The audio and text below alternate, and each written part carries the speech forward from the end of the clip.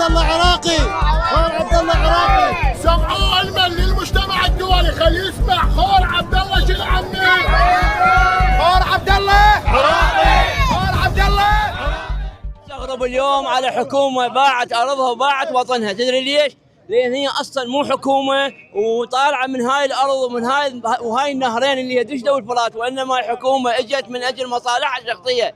اليوم خور عبد الله وراها ميناء الباو، وراها ابار النفط، وقبلها. اليوم على كل عراقي شريف اليوم يطلع ويصدر هاي الوقفه وبوقوفه امام حكومه طاغيه حكمت على مدى 23 سنه اجت من اجل مصالحها الشخصيه.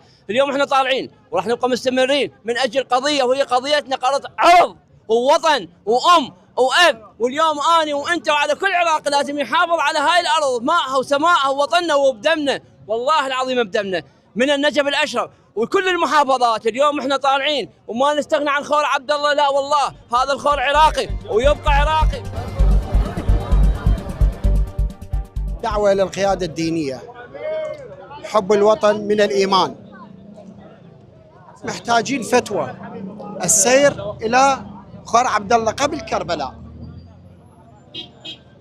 البلد اليوم ممزق، حكم سياسي تعبان، لازم تتبنى القضية قيادة دينية وادعوهم للتدخل السريع.